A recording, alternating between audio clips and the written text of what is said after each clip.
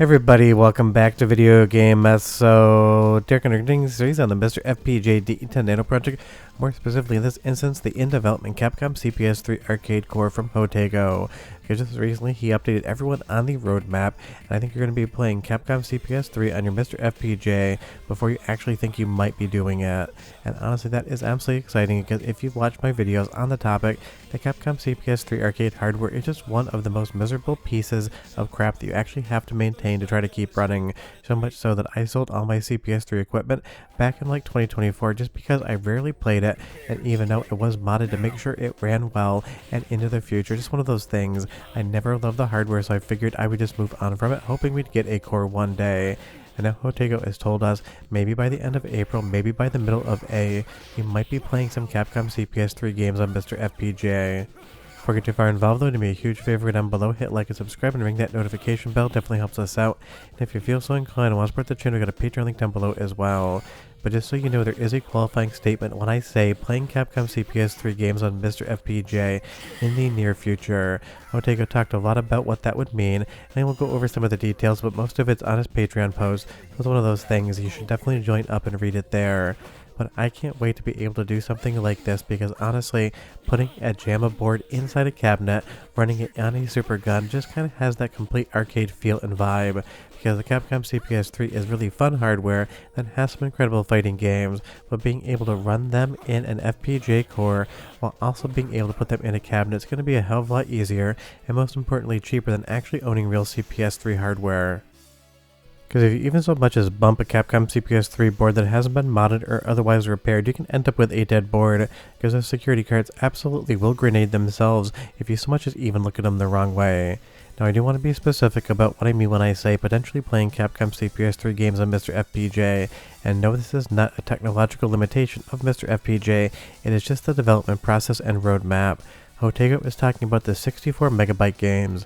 If you're not aware, Capcom CPS III uses sims.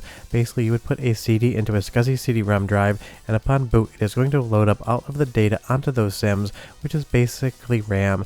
That way the game can execute from memory and not continue to spin up that SCSI drive, because spinning CD-ROM drives in arcades that have to be accessed all the time are parts that definitely die a very quick death. Just think of it this way, if you're running something in your house, you might run up that CD for an hour, maybe two, but in the arcade, you've got that thing running 12 plus hours a day. They just absolutely die. So the 64 megabyte games are going to be the original Street Fighter III as well as Red Earth, but the other two Street Fighters as well as the JoJo games, those would be on the later expanded RAM version. And again, it really isn't a limitation, it is just how the development on this is working, and it is something if you have a Capcom CPS III set up, depending on what game you want to play, if it is original hardware, you may have more or less sims in there, and those things can definitely be delicate and annoying as well, so much so that there are remade modern sims for your Capcom CPS III hardware. Additionally, these are going to be using the no CD versions of the game. I think that is a very excellent choice on the development front, because it doesn't have any gameplay, any performance, any graphics or audio differences, but there are versions of these games out there now with pre-programmed sims.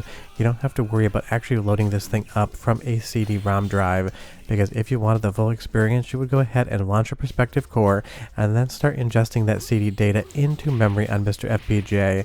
And even though that would probably be faster than actual arcade boards, it is not a fast process whatsoever. We're not talking seconds, we're talking minutes, where the no CD version of the game on real hardware or on a Mr. FPGA core would load basically, I would assume at least, at the same speed as something like the Neo Geo AES and MVS core. And that's going to make a big difference, because nobody wants to wait around to play some incredible Capcom CPS III games just to have quote-unquote accurate RAM loading. We're going to go into our first soundtrack sample so you can hear what's coming soon, and I'll be back with more information.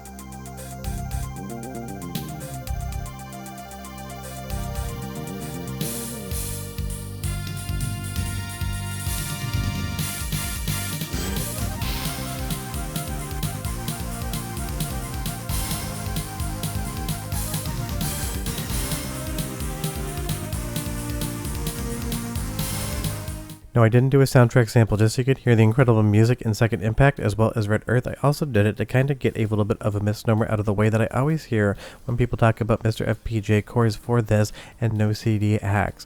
This does not mean that you're not getting audio or music in the game, because the audio is not spooling off the CD-ROM that you would put in the SCSI drive. Again, that would absolutely just destroy these drives in an arcade setting. It is one of those things, the more they spin, those mechanical parts wear down, and you end up with broken boards. And considering Capcom CPS III boards love to break anyway, it was at least smart on Capcom's part to keep the SCSI CD-ROM drive just initially loading the game and then running everything else off solid state, so the no CD versions of these games will have full audio, because again, it is not coming off the CD in any way, shape, or form.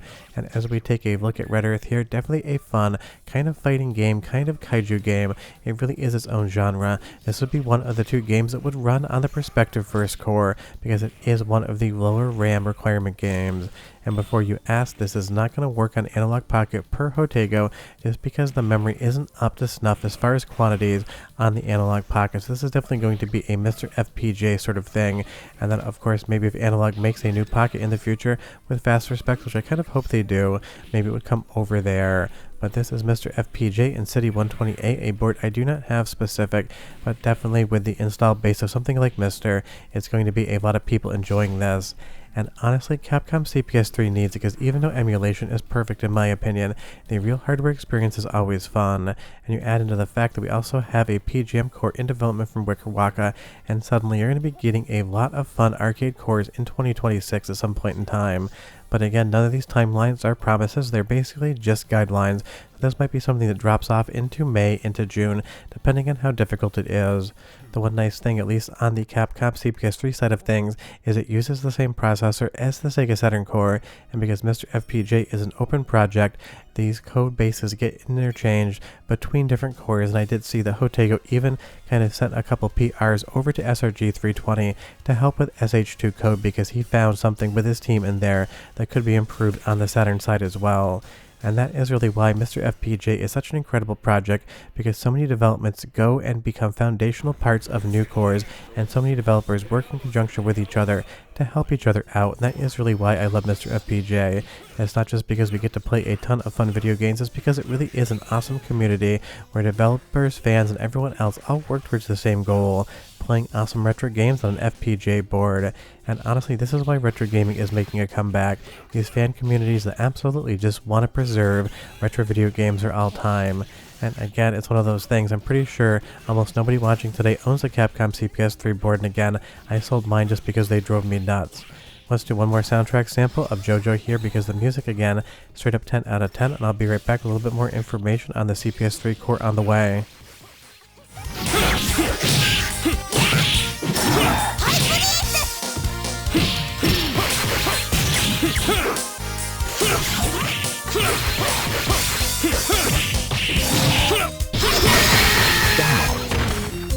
Make up mind. Fly.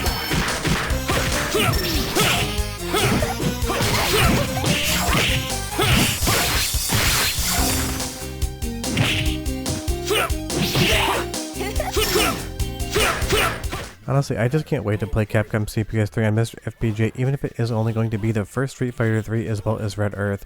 And again, I'm sure the rest of the games will come in time. It is just kind of how this is getting developed.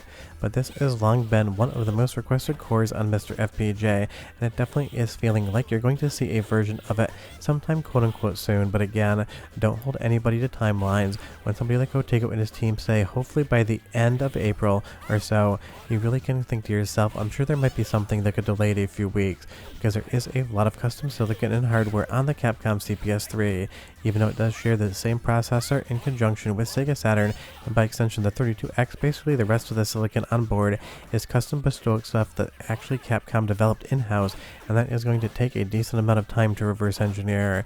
And because Jotego definitely puts betas out there that still have some bugs so people can test them, don't expect the initial core release to be something that's perfect. But if it gets there, hopefully you see something like Mr. FPGA being used for Capcom CPS III games in tournaments. Short of that's the news. Capcom CPS III is on the way, and I'll see you guys next time. Bye-bye.